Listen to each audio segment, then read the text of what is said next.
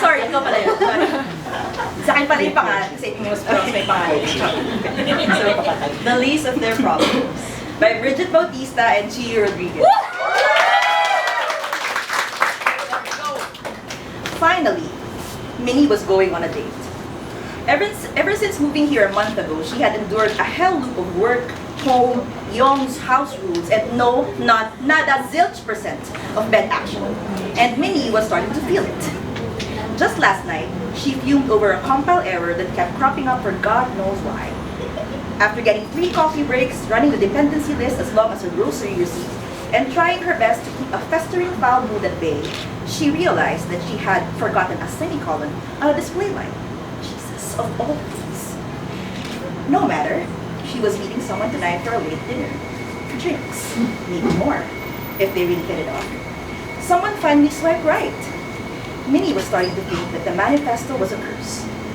Nick was a former collegiate volleyball star who now ran a small, cliquish Makati fitness studio for those who could shell out $20,000 on the spot without even running a sweat.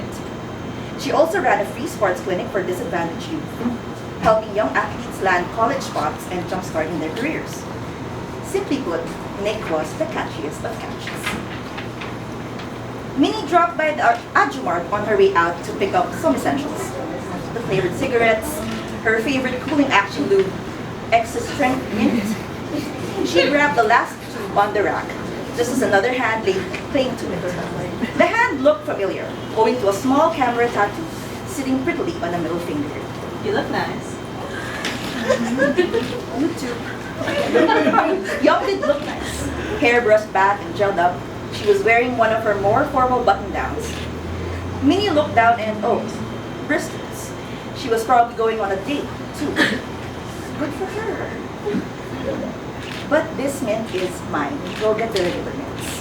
You know full well it's not the same. Young said with a slightly annoyed huff. And besides, I got to it first. Seriously, Young? Are we really going to do this here? Minnie scoffed. You know I got it first.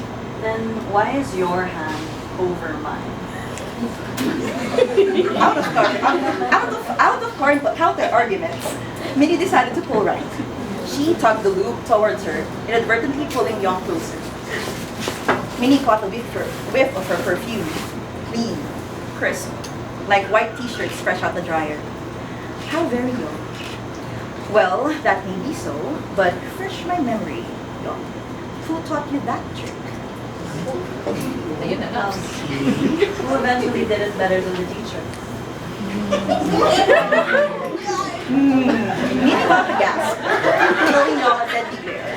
They stared at each other, the poor tube between them weathering the pull from opposite directions. Come on, Min. I need this.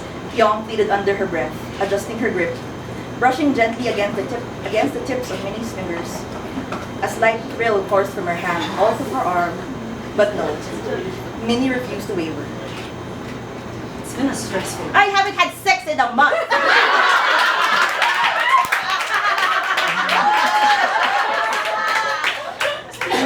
That'll do it.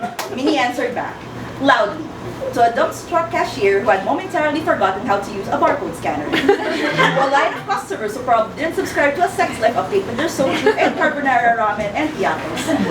To Young, the reluctant recipient of a second-hand embarrassment, Young finally let go and took a step back. A gesture of please temporarily suspend my association with this person. The end justifies the means, anyone? Minnie had never bolted out of the room as quickly as she did. Was there a Guinness World Record for fastest to bail out of an embarrassing situation in front of an unsuspecting Friday night crowd? She should totally apply for it. Finally make something out of her life.